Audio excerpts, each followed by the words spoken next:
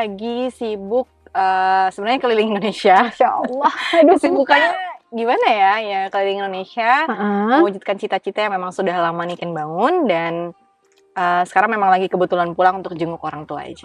Oke.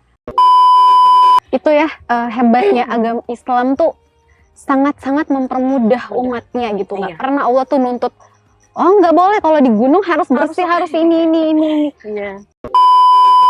Ini Allah masih bantu loh. Ini sepatu dari tadi udah nginjak macam-macam hal, tapi dia masih baik-baik aja itu karena bantuan Allah gitu loh. Terusnya hal-hal kecil seperti itu yang membuat Niken kayak terus berdiri cuma buat 4 rakaat doang nggak bisa gitu kan.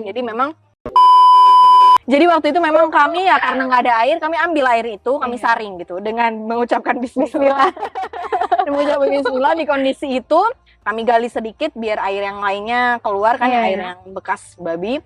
Habis itu kami saring, jadi kami saring beberapa kali. Itu airnya saking kami kesulitan pada saat itu. Yang keempat, kami sempat makan bangkai Kak waktu itu. Jadi waktu itu kami kehabisan logistik. Jadi memang udah beberapa hari kami di jalur, kami kehabisan air, kami nggak dapat jalurnya. Di sana di Gunung Sanghyang Api itu memang ada beberapa pemburu rusa yang mereka sering bakar rusa itu di tengah jalur, dan mereka biarkan bangkainya di situ gitu. Nah kami ambil itu karena memang udah nggak ada makanan. Jadi kami kuliti, habis itu kami bakar gitu. Habis itu kami makan dengan Bismillah lagi ya, karena pokoknya nih kan selalu ingat Allah itu bilang nggak ada. Pokoknya kalau di kondisi yang udah mentok, udah nggak bisa apa-apa, terus kita udah mau mati di situ ya udah nggak apa-apa. Yang penting hanya untuk untuk mengisi perut, tidak untuk memuaskan nafsu gitu kan. Jadi kami makan itu. Sampai kami pun pas berangkat ke puncak tuh nggak sampai puncak Kak. Karena memang kehabisan air. Kita ke puncak tuh cuma bawa air ini sampai sini. Dan habis itu kita nggak sampai puncak. Karena pas udah sampai di puncak anak itu airnya habis. Kita udah dehidrasinya sampai udah mulai halusinasi gitu loh Kak, karena dehidrasi. Jadi orang-orang itu pada saat itu mulai halusinasi nggak jelas, mulai ngomong nggak jelas karena kehabisan air, karena nggak ada minum. Oke. Akhirnya kami turun. Waktu itu berapa orang Ken? Waktu itu kami berenam. Kami berenam, tapi memang pas turun dari puncak itu kami sempat sempat terpisah juga. Jadi terpisah tim 3-3 dan sempat tersesat juga. Jadi memang pada saat itu udah nggak ada makan, udah nggak ada air, panas, nggak sampai puncak, jalurnya nggak ketemu. Jadi kayak pada saat itu sempat nih kan udah tidur di jalur dan kayak ya Allah, ini mungkin akhir hidup saya atau seperti apa gitu kan. Gitu ya. Karena nangis Kak di jalur, nangisnya nangis yang sesenggukan, yang kayak sampai udah nggak bisa ngomong gitu loh. Karena memang merasa bahwa mungkin di antara beberapa gunung yang Niken daki, mungkin disinilah akhirnya gitu kan. Niken sampai berpikir seperti itu. Walaupun alhamdulillah masih Allah kasih. Setelah itu Allah baik sekali, karena pada saat kita turun udah buru-buru turun karena semua haus, nggak ada makanan lagi, nggak ada apa-apa lagi. Kita buru-buru turun, di tengah perjalanan turun hujan deras. Masya Allah. Hujan deras, jadi waktu itu kita langsung Kak, jadi kita terima hujan itu kita nangis karena dari kemarin tuh kita minta hujan kan. Jadi tapi belum langsung diijabah sama Allah pada saat itu. Pas kita mau turun baru terima hujan dan kita mau nangis, ya Allah makasih banyak. Ini kita langsung, jadi kayak kita langsung buka mulut, langsung nampung air hujan gitu, langsung minum. Jadi memang itu Gunung Sanghyang Api, walaupun dia cuma 2000 lebih Kak, dia nggak sampai 3000 mdpl. Itu bukan gunung tertinggi yang pernah Niken daki, tapi itu gunung tersulit, gunung menyayat hati, menyiksa, semuanya di situ. Dan nggak sampai puncak pun. Jadi kalau sekarang ditanya nih kan naik Sanghyang Api lagi, tunggu belum. Saya belum melupakan sulitnya naik Sanghyang Api itu 2023 awal, sekitar bulan Januari Februari. Oke.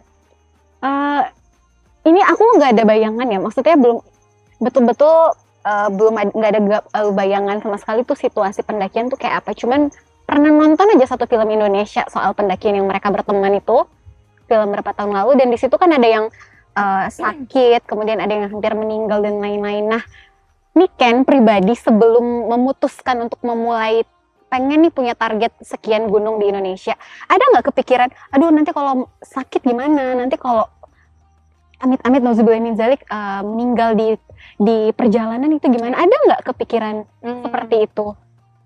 Alhamdulillah nggak. Karena sebenarnya gini Kak, Niken itu kan belajar nih, Niken kebetulan masuk Mapala juga. Jadi di Mapala itu kita ada apa namanya, ada informasi-informasi, ada edukasi soal pendakian. Jadi memang ada hal-hal di pendakian yang harus dan tidak bisa harus dan nggak harus kita lakukan gitu. Ada hal-hal untuk meminimalisasi risiko yang terjadi di pendakian, karena memang mendaki ini masuk dalam salah satu olahraga ekstrim gitu. Jadi risikonya tentu besar. Dan Niken sangat menyadari itu setelah Niken memutuskan untuk naik gunung, apalagi target 100 gunung, itu Niken sangat memahami bahwa apa yang Niken lakukan ini berisiko tinggi. Makanya kenapa Niken belajar. Gitu. Makanya kenapa dengan risiko-risiko tinggi itu Niken pahami bahwa untuk meminimalisasi risiko Niken harus belajar, harus tahu ilmunya. Kalau sakit gimana, kalau cedera gimana, kalau apa namanya, hipotermia gimana dan lain sebagainya, itu Niken pelajari semuanya biar Niken bisa meminimalisasi risiko-risiko yang terjadi ketika pendakian. Jadi Niken ikut kursus, Niken ikut edukasi-edukasi ini itu, belajar secara otodidak pun iya, dan mempraktekannya itu. Maka sebelum Niken naik gunung, Niken itu orangnya sangat perfeksionis, Kak. Orang-orang yang mungkin mendaki gunung sama Niken yang sering ya, mungkin teman-teman yang si Arif Agus itu, Amran itu, mereka udah kenal banget dengan Niken yang sangat perfeksionis ketika naik gunung. Niken tuh suka marah-marah, Kak, kalau misalnya mereka tuh kayak, ih nggak usah bawa itu, nanti berat. Nggak apa-apa berat, yang penting nanti nggak masalah kalau di gunung. Niken bilang kan. Atau misalnya menyepelekan, nggak apa-apa cuma gunung pendek kok. Gunung pendek pun itu tetap gunung, tetap berisiko, tetap ada risikonya di sana. Kita berada di tengah hutan yang mau apa-apa permintaan tolong tuh jauh, kita harus tanggap diri ke diri sendiri gitu kan. Kita harus bawa P3K lengkap, harus bawa ini itu lengkap, punya semuanya harus lengkap gitu. Jadi Niken memang cerewet banget sebelum kita mendaki gunung tuh. Niken paling cerewet untuk memastikan bahwa segala persiapan, perlengkapan, baik yang perlengkapan wajib sama perlengkapan tambahan sama perlengkapan soal pertolongan pertama itu semua harus lengkap gitu. Jadi memang untuk berani memutuskan untuk mendaki, cari ilmunya dulu guys. Iya betul, jangan boleh sembarangan mendaki. Cabut. Iya gitu. Ya oke. Wow. Ini ya orang tua, maksudnya aku bayangin mama papa aku, aku mau mendaki seluruh gunung di Indonesia. Kamu tidak sakit? Maksudnya respon orang tua ketika Niken bilang, apalagi kita perempuan ya, jangan kan perempuan, laki-laki pun pasti ketika minta izin orang tua, pasti orang tua akan mikir 2000 kali mungkin. Tapi Niken perempuan dan mau mendaki sekarang udah 50 dan menuju banyak lagi, itu bilangnya ke orang tua gimana? Ini mungkin privilege Niken. Kan ada orang-orang yang punya privilege yang berbeda gitu kan, ada yang orang tuanya gini, orang tuanya gini. Iya, betul. Niken privilege-nya adalah orang tua yang punya mindset terbuka, alhamdulillah. Alhamdulillah. Iya, karena mereka sangat support, Kak. Maksudnya walaupun ya memang ya namanya orang tua tetap khawatir juga. Tapi mereka support, justru mereka mendorong, mereka bangga gitu loh. Sebelum papinya Niken meninggal, beliau tuh bahkan selalu kayak sebelum Niken naik gunung, dia pasti VC. Jadi gunung apa setelah ini? Briefing dulu, kasih tahu papi soal gunungnya. Oh, gunungnya gini, ketinggiannya gini. Niken bakalan naik sama ini. Estimasi perjalanannya berapa hari dan sebagainya.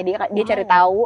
Oh iya, nanti papi tunggu ya kalau udah sesuai estimasi perjalanan misalnya 3 hari kemudian dia pasti udah nelpon lagi gitu, cari tahu. Nah kalau udah turun pasti dia minta kirim foto dan sebagainya, udah pasti status kemana-mana, ke Facebook, ke WhatsApp, di status semuanya. Wow, Masya Allah. Alhamdulillah. Dan cara bilangnya ya alhamdulillah biasa aja, Kak, kayak Umi Niken mau main ke mall sebelah atau kemana langsung oke. Jadi memang kayak Uminya Niken ya, waktu itu Niken waktu 2019 sekitar bulan Juli 2019 Niken mau mendaki Gunung Semeru. Waktu itu sebelum Semeru tutup, Niken mau mendaki Gunung Semeru, dan itu Niken berangkatnya naik kapal dari Bitung ke Surabaya 4 hari gitu kan. Dan Niken itu dari jauh-jauh itu nggak bilang, Niken baru bilang sekitar 5 hari sebelum keberangkatan. Dan itu Niken cuma bilang kayak, Umi, Niken mau ini lagi ya, mau naik gunung lagi. mau gunung mana lagi nih gitu pasti kan ditanya. Gunung Semeru. Gunung Semeru itu yang mana sih? Yang itu yang film 5 cm itu yang gini nih kan ceritakan semua kan. Oh tinggi itu, ya tinggilah gitu kan. Tapi kakak mampu, alhamdulillah insya Allah mampu gitu kan. Pasti bilangnya kayak gitu. Dan kayak pasti ditanya sama siapa? Oh sama ini. Ada uang, iya dong ada uang gitu kan. Oke jaga diri ya, gitu doang. Udah gitu doang. Hati-hati kak, gitu pasti kalau Umi itu pasti cuma bilang hati-hati kak, yang harus dijaga itu cuma ada di dirinya kakak, orang lain nggak bisa jaga itu, jadi cuma kakak sendiri yang bisa jaga itu, jaga sholat gitu, pasti itu, cuma itu, nggak ada kayak ini ribet-ribet tuh nggak ada kak, alhamdulillah. Jadi memang Niken berani bilang kalau itu privilege-nya Niken karena memang betul. orang tua Niken bilang Umi mau ke gunung ini, iya hati-hati ya, gitu doang kak. Dan itu mereka bangga gitu sampai posting-posting. Iya, posting-posting tuh bangga alhamdulillah, walaupun kalau sekelas Umi tuh Umi nggak mau lihat prosesnya, kayak proses naik-naik yang banyak jurang-jurang itu dia takut lihatnya kan. Jadi dia paling cuma minta mana foto pas di puncak aja. Dia pasti minta itu. Pasti dia kadang-kadang juga pas baca yang pas di puncak tuh kadang-kadang dia nangis. Sekarang anak saya membanggakan gitu. Enggak, karena orang tua ini kan tuh berarti beda, tidak seperti orang tua saya di Sulawesi Utara ya pada umumnya, karena meskipun tidak bisa kita generalisasikan, tapi memang banyak orang tua yang aduh harus jadi dokter, harus jadi PNS, harus ini, kamu ngapain naik gunung, nggak ada, ya gitulah ya. Tapi ya memang itu udah betul nih Ken bilang, itu adalah suatu privilege untuk punya orang tua yang sangat terbuka dengan keinginannya Niken untuk mendaki di beberapa gunung di Indonesia. Yes, tapi kak memang sebenarnya untuk sampai di posisi itu ada proses juga yang Niken lalui. Memang nggak langsung serta-merta bisa gitu kan. Karena yang Niken selalu bilang ke teman-teman yang kayak, kak gimana dong izin ke orang tua itu kan. Ini selalu bilang komunikasi yang baik. Sebenarnya komunikasi yang baik. Jadi alhamdulillah dari kecil komunikasi Niken sama orang tua tuh baik. Alhamdulillah baik sekali gitu. Jadi nggak ada kayak yang disembunyikan tuh nggak ada. Niken nggak pernah, alhamdulillah. Kalau bisa dihitung bohong itu bisa nggak sampai 10 jari gitu kan ke orang tua, alhamdulillah. Jadi apapun yang Niken rasakan selalu Niken bilang kayak Umi ini cita-citanya Niken. Terus jadi kayak Umi tuh nanya kenapa cita-citanya naik gunung, kenapa cita-citanya nggak kayak orang kebanyakan. Jadi Niken selalu bilang karena Niken ngomong kayak orang kebanyakan gitu. Jadi Niken tuh selalu mengajak orang tua itu berkomunikasi secara seperti ini kak, ngobrol. Jadi kayak Umi sini dulu Niken mau ngomong, atau Papi sini dulu Niken mau ngobrol gitu kan. Jadi dari kecil tuh diajak untuk mengobrol, apapun itu perasaan, apapun yang kita inginkan, apapun yang kita ingin capai itu diajak ngobrol. Jadi pas sekarang itu lebih terbuka. Jadi apapun yang Niken bilang mereka percaya dan mereka yakin kalau itu memang pilihan yang baik. Selama itu nggak ke hal-hal yang negatif, insya Allah itu selalu didukung gitu. Insya Allah. Memang kuncinya adalah menjadikan orang tua tuh teman ya. Iya, betul. Jadi nggak ada yang disembunyiin, mau cerita apapun tuh nggak takut, nggak ragu-ragu. Dan tentunya dengan kita maksudnya cerita, respon orang tua juga kalau misalnya tidak judge gitu ya. Jadi kita dengan enak untuk ngobrol gitu, luar biasa. Nih sebenarnya agak lompat ya dari aku tuh pengen banyak, ini kita masih bahas gunung, ada banyak lagi yang mau dibahas. 2 jam lagi boleh nggak? Ini baru gunung, ada banyak lagi sebenarnya yang project-projectnya Niken. Cuman gara-gara Niken udah singgung tadi soal orang tua, aku tuh pengen banget nanya Niken kecil tuh gimana sih sampai jadi Niken yang sekarang gitu. Sebenarnya mau bahas yang lain-lain dulu baru kita ke Niken yang kecil. Cuman tadi kan udah disinggung, jadi kita bahas aja langsung sekalian. Niken kecil. Jadi lagi-lagi Niken merasa bahwa Niken sangat beruntung lahir dari orang tua yang ini gitu. Jadi dari kecil, pertama Papi itu dia teman mengobrol yang asik dari kecil dan selalu menjadi teman berdiskusi yang asik juga. Sejak kecil Papi itu selalu mengajak Niken mengobrol ketika Niken ada masalah, kayak misalnya Niken yang namanya anak kecil ya, merengek sana kemari gitu kan. Biasanya kadang-kadang dateng ke Papi terus nangis-nangis, "Pi, dia tadi gini, temannya Niken kayak gini kan pasti merengek-merengek seperti itu. Dan tahu apa yang selalu Papi jawab? Papi jawab cuma dengan buku, Kak. Jadi Papi itu dulu sering kayak Masya Nah, Allah. coba kakak baca buku yang ini. Tapi buku dulu kan pasti kan majalah Bobo, Iya, gitu-gitu yang ada cerpen-cerpennya. Itu kan pasti, coba kakak baca cerita yang ini, atau buku yang ini, atau bagian yang ini, coba kakak baca. Setelah itu baru kita diskusi lagi. Gitu. Nah, setelah baca itu, misalnya satu cerpen yang ditunjuk sama papi kan, habis itu aku sadar gitu loh kan, Niken sadar kayak, oh iya ya, ternyata yang dilakukan sama temannya Niken tuh kayak gini. Habis itu Niken datang lagi ke papi, dan papi tanya, nah gimana, ceritanya gimana? Habis itu kita diskusi.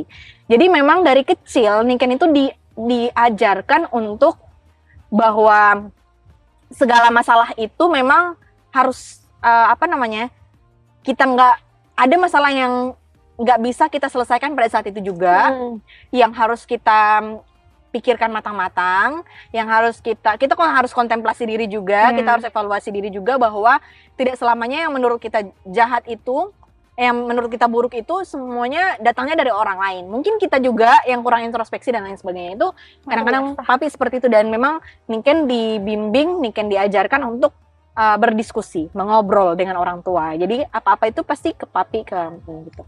Nah, kalau Umi beda lagi. Kalau Umi itu biasanya dia lebih support Niken untuk ikut berbagai kegiatan. Oke. Kalau Umi biasanya dulu waktu Niken kecil itu, kalau katanya Niken kecil itu adalah Niken yang di mana-mana ada gitu. Kayak di semua kegiatan itu ada, kegiatan menggambar, kegiatan menari, kegiatan fashion show, itu semuanya ada. Bahkan Niken pernah waktu itu ikut lomba besar yang Niken bikin perahu, Kak. Niken pas 3 SD itu bikin perahu sebesar ini. Oh iya. Pas 3 SD, dan itu Niken bikin sendiri semuanya, pakai kayu, motong-motong, gergaji, itu semua, dan itu semua karena disupport sama Mami pada saat itu. Jadi memang Niken kecil itu adalah anak yang diajarkan oleh kedua orang tuanya untuk banyak belajar, membaca, berdiskusi. Seperti itu. Jadi memang terbuka ya. Iya, alhamdulillah.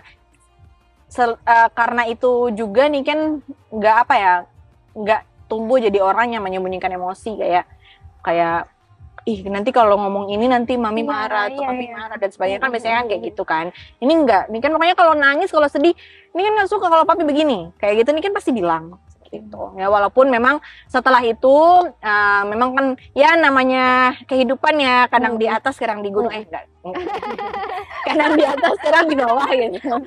Jadi memang roda kehidupan berputar. Jadi waktu SD sampai menjelang SMP Niken seperti itu, tapi setelah SMP kan memang ada konflik-konflik keluarga yang terjadi gitu kan, yang memang menurut Niken ya, dengan variatifnya masalah hidupnya Niken ini, jadi Niken menjadi kuat, jadi Niken lebih tegar, tapi tetap berada pada garis yang baik gitu. Walaupun setelah itu Niken memang sempat berada di posisi yang kayak terpuruk dan sebagainya kan, karena SD dibangun menjadi anak yang aktif kesana kemari, yang ngobrol dan sebagainya. Pas SMP kebetulan waktu itu Niken, kalau keluarga Niken konflik pada saat itu, jadi memang sempat terpuruk sekali. Jadi bervariatifnya pengalaman masa kecil itu membuat Niken di kondisi sekarang tuh tegar, tapi tetap insya Allah bisa bersikap baik gitu loh, bisa on track gitu.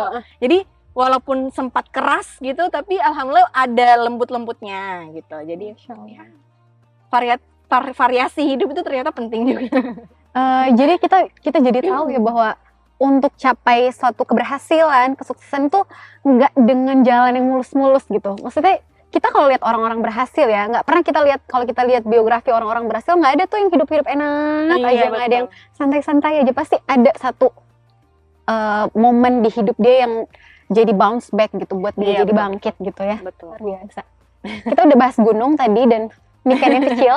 Pengen tanya deh, project lain Niken selain Kelana Nusantara ada apa aja sih? Sebenarnya sebelum Niken mulai melakukan perjalanan, jadi di tahun 2019, 25 Januari 2019, Niken itu sempat bentuk komunitas literasi. Oke. Tertarik juga dengan dunia literasi ya? Sangat, Kak. Jadi jauh sebelum Niken menyukai gunung, Niken sudah menyukai buku dan literasi gitu. Karena memang yang tadi Niken katakan kan, dari kecil Niken sudah dibiasakan dengan buku kan. Jadi alhamdulillah sejak kelas 3 SD itu Niken sudah baca buku. Jadi sampai dengan saat ini Niken nggak bisa lepas dari buku. Jadi addicted-nya Niken ke buku itu sampai kalau Niken kehabisan bahan bacaan di tengah perjalanan dan Niken nggak tahu mau beli di mana tuh, Niken sampai bisa nangis, sampai gelisah gitu. Itu mungkin udah penyakit juga, nggak tahu kenapa. Ya mungkin apa fobia kah apa nggak tahu. Tapi memang se-addicted itu Niken sama buku gitu. Nah, karena itulah sejak kecil Niken juga bercita-cita pengen punya perpustakaan pribadi. Wow. Ya, Keren. jadi dari SD kelas 3 kan memang udah sering beli buku kan, dan papi itu kebetulan papinya Niken tuh atlet bulu tangkis, jadi dia sering berangkat keluar daerah untuk ikut turnamen gitu-gitu. Nah, tiap dia pulang dari selesai turnamen tuh pasti dia bawa buku gitu. Nah, buku-buku dari kelas 3 SD itu masih ada sampai sekarang Niken tabung dalam tanda kutip untuk bikin perpustakaan, dan alhamdulillah di tahun 2022 Niken sudah berhasil membuat perpustakaan itu. Wow. Walaupun kecil-kecilan gitu di Di mana? Gorontalo. Di Gorontalo. Oh, Gorontalo. Iya, karena kebetulan kan Niken kuliah di Gorontalo. Jadi bikinnya itu. Nah, untuk mendukung segala sesuatu yang Niken suka itu buku, menulis, berpuisi dan lain sebagainya, itu Niken bentuklah komunitas literasi Sampul Belakang namanya. Sampul Belakang. Walaupun itu waktu itu Niken bangunnya bersama 2 orang kawan lainnya. Jadi kami bertiga bikin itu. Sebenarnya nggak muluk-muluk. Sebenarnya nggak ada nggak ada niat yang sangat istimewa, nggak ada niat yang sangat baik. Awalnya itu niat nggak ada niat-niat yang patriotis gitu, nggak ada untuk ngebangun negeri. Niat-niat seperti itu nggak ada sama sekali, Kak. Jadi waktu itu memang niatnya adalah kita pengen aja berbagi bacaan gitu, karena kayak awal mula terbentuknya Sampul Belakang itu cuma karena dari salah satu pertanyaan dari salah satu kawan itu, dia tanya, "Ini kan ada nggak komunitas literasi yang untuk non mahasiswa gitu?" Aku kan udah lulus katanya kan, aku udah lulus nih, jadi pengen masuk komunitas literasi, tapi nggak ada kayaknya di luar. Terus waktu itu Niken bilang, sebenarnya ada sih, tapi vakum semua nih yang di Gorontalo gitu kan, kebanyakan yang aktif itu ada tapi mahasiswa. Jadi habis itu dia kayak, ya padahal pengen gitu kan. Terus Niken langsung kayak, ya langsung aja ucap, ya kalau nggak ada kenapa kita nggak ciptakan aja gitu kan. Jadi akhirnya kita langsung bentuk pada saat itu juga. Bentuk bertiga doang, hanya untuk berbagi bacaan awalnya. Cuma memang semakin kesini, alhamdulillah Sampul Belakang bertumbuh, berkembang di Gorontalo dan menjadi salah satu komunitas yang masih eksis sampai dengan saat ini dan nggak pernah putus, alhamdulillah, Kak. Karena memang semakin kesini keinginan Sampul Belakang untuk berbagi bacaan, untuk menyebar virus literasi itu semakin berkembang, karena walaupun awalnya hanya ingin berbagi bacaan, tapi ternyata semakin kesini kita melihat banyak fenomena-fenomena yang fenomena literasi yang kurang gitu di Gorontalo, yang orang baca buku kurang, orang berdiskusi kurang gitu kan. Dan itu terbukti dari ketika ada kegiatan-kegiatan orang-orang itu aja gitu yang hadir gitu kan. Jadi memang Sampul Belakang semakin kesini semakin menambah cita-citanya untuk bisa berbagi literasi lebih banyak, dan alhamdulillah sampai dengan saat ini, Kak, kegiatan tiap hari Kamis, jadi namanya Dinamis, diskusi manis tiap Kamis, itu nggak pernah putus dari tanggal 25 Januari 2019 sampai dengan hari ini. Masya Allah, tiap Kamis ya? Tiap Kamis. Itu kalau Niken lagi di luar? Iya, jadi awalnya kan memang Niken bertiga doang kan. Itu memang perjuangannya juga udah astaga. Karena memang kan namanya komunitas literasi itu kan nggak banyak peminatnya ya. Sedikit peminat kalau misalnya kita ajak ke konser banyak orang gitu. Tapi kalau kita ajak diskusi di depan buku tuh sedikit sekali. Jadi waktu itu memang dari awal 2019 itu berjalan waktu itu kadang Niken itu cuma sendiri gitu, Kak. Menggelar buku, bikin diskusi semuanya sendiri dan sebagainya kan. Cuma semakin kesini alhamdulillah sudah mulai banyak orang yang datang, walaupun memang awalnya itu memang berdarah-darah, tertatih-tatih. Bahkan yang pernah Niken ingat, Niken pernah cuma sendiri, Kak, sudah melapak buku, belum ada orang yang datang, tiba-tiba hujan deras, bukunya sudah tertata rapi. Akhirnya Niken angkat lagi, taruh lagi di carrier, bawa di motor sampai di pinggir di Selasar itu Niken berteduh sampai kayak nangis, ya Allah, sampai kapan perjuangan ini gitu kan. Karena memang susah sekali untuk mencari orang-orang yang benar-benar pengen mencurahkan waktunya, sementara ini kan volunteer. Sama sekali tidak dibayar, sama sekali, bahkan mungkin sekali-sekali kita yang mengeluarkan uang, ya kan, rugi secara finansial. Cuma memang karena keteguhan nih kan selalu bilang, mau hujan, badai, angin ribut, itu yang penting harus tetap ada kegiatan tiap hari Kamis. Itu yang selalu Niken tekankan ke diri, Kak. Jadi menurut Niken, konsistensi itu sangat penting. satu kegiatan besar itu akan dikalahkan sama kegiatan-kegiatan kecil yang terus-menerus gitu kan. Jadi Niken selalu mengatakan ke teman-teman yang hanya sedikit-sedikit datang itu selalu bilang, kalian walaupun kalian nggak datang, aku akan bikin tetap. Walaupun ada hujan, angin ribut, ada banjir di Gorontalo, saya tetap bikin. Gitu. Jadi waktu itu pernah lagi banjir besar-besaran di Gorontalo, tetap kami bikin, Kak. Ada yang datang? Tetap ada yang datang, walaupun 1 orang gitu kan. Pernah ada yang nggak datang sama sekali, Kak. Yang berdiskusi cuma kita, cuma anggota sampul belakang. Nggak apa-apa, yang penting ada, yang penting bikin. Dan itulah yang menjadi menjadi nilai jual dari sampul belakang hingga hari ini, bahwa sampul belakang konsisten dengan gerakan yang mereka bangun, dan itulah yang bikin sampul belakang sekarang ini sudah banyak yang melirik. Alhamdulillah. Nah, waktu 2022 Agustus, Niken kan mulai perjalanan 2022 Agustus ya. Itu Niken memang bikin rekrutmen besar-besaran dan melakukan pergantian ketua. Karena memang Niken udah hampir dari 2019 sampai 2020 dan Niken yang ketua gitu kan. Jadi Niken bilang harus ada regenerasi gitu, karena semakin kesini Niken semakin tidak suka dengan omongan beberapa orang yang kayak bilang, oh sampul belakang itu pasti Niken Moko Ginta, kalau nggak Niken Moko itu nggak ada sampul belakang gitu kan, selalu jadi sampul belakang itu identik dengan Niken. Nah Niken nggak mau gitu, sampul belakang itu milik semua anggotanya, milik semua, jadi nggak boleh hanya kayak oh kalau kegiatan sampul belakang nggak ada Niken gitu kan. Jadi orang-orang menganggap sepele. Nah, Niken nggak mau. Jadi sejak saat itu Niken berusaha bikin ada orang-orang yang gabung dan harus mereka yang tampil gitu. Sejak saat itu Niken hanya melihat dari belakang balik layar. Karena pengen bikin sampul belakang itu milik kita semua, bukan milik salah satu orang, bukan milik walaupun Niken penggagasnya, tapi ya sampul belakang nggak akan se-eksis sekarang kalau nggak ada orang-orang yang berdatangan itu. Aku selalu dibuat terkesima sama jawabannya. Masya Allah, ini Niken. Iya. Apa yang sebetulnya menjadi kita tahu ya orang-orang sekarang nih melakukan sesuatu itu, meskipun balik lagi tidak semua, tidak bisa kita generalisasikan. Banyak sekarang yang mau melakukan sesuatu, mereka akan tanya dulu untungnya buat saya apa, gitu. Sementara di sampul belakang ini capek-capek, nggak ada untungnya sama sekali, habis waktu, habis tenaga, kadang-kadang habis uang juga, dan mungkin kadang-kadang dianggap sepele sama orang-orang kayak aduh nanti deh untuk hadir gitu, nggak seantusias Niken mungkin ya untuk ikut setiap hari Kamis tuh untuk terus berdiskusi, tapi ya itu apa sebetulnya yang jadi penggerak gitu, kayak ini untungnya buat saya apa gitu sebetulnya. Sebenarnya kalau ditanya untung buat Niken nggak ada. Iya makanya itu dia, nggak ada untungnya buat Niken. Iya, Niken. kalau buat diri sendiri tuh nggak ada untungnya menurut Niken. Karena kalau bisa mencurahkan keluhan-keluhan banyak sekali, Kak. Maksudnya kayak dari awal Niken itu sampai kayak mengesampingkan skripsi beberapa kali karena sampul belakang. Satu. Yang kedua, karena waktu itu hanya Niken yang bekerja, jadi otomatis hal-hal kecil yang memerlukan uang di sampul belakang itu dikeluarkan dari kantong pribadi. Jadi rugi finansial juga. Yang ketiga, motor Niken dipakai kemana-mana untuk ini dan sebagainya. Jadi kalau dibilang rugi. Tapi sebenarnya yang rugi itu hanya hal-hal yang terlihat. Yang hal-hal yang menurut Niken yang lebih besar daripada hal-hal yang terlihat rugi itu adalah kita yang lebih banyak berbagi. Kalau Niken.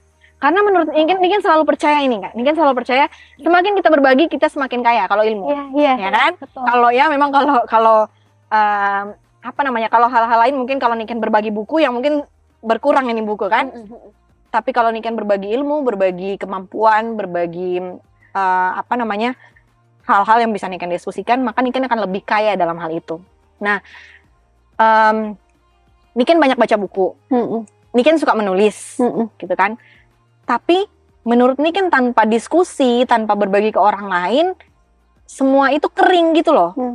Bacaan Niken itu kering, tulisan Niken itu tandus gitu. Jadi hal-hal yang tidak terlihat itulah yang membuat Niken tetap bertahan gitu. Hal-hal yang mungkin orang-orang nggak bisa lihat, orang-orang nggak bisa ngerasakan, cuma Niken sendiri yang bisa merasakan, dan mungkin orang-orang yang ikut berpartisipasi di sampul belakang pun merasakan bahwa giat-giat di sampul belakang, gerakan-gerakan sampul belakang itu menumbuhkan jiwa mereka. Masya Allah. Kalau mau puitis sedikit, jadi itu bisa menumbuhkan jiwa-jiwa yang tandus, yang hanya banyak diasup oleh banyak bacaan-bacaan yang super-super, bacaan-bacaan tentang kebebasan, tentang kemerdekaan, bacaan-bacaan tentang perjuangan dan sebagainya.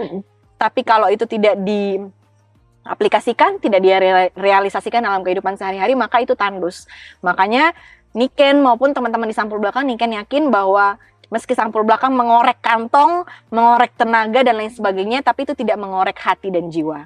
Itu tetap menumbuhkan hati dan jiwa kita, tetap membuat itu berkembang, tumbuh, mewangi, bahkan mewangikan Gorontalo gitu kan.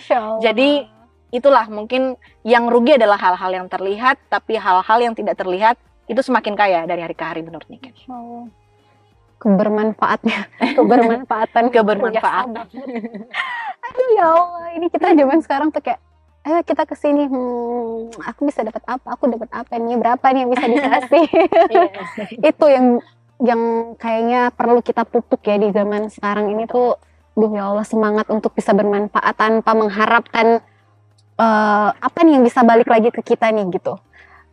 Nah ini banyak, Niken tuh bangun Kelainan Nusantara, kemudian tadi ada sampul belakang. Proses untuk bisa bangun dua kegiatan ini tuh gimana ceritanya? Pasti ada jatuh bangun dan lain-lain, pasti nggak mudah karena untuk membangun sesuatu ayo kita bangun nggak bisa langsung besok jadi gitu. Pertama sampul belakang dulu. Oke.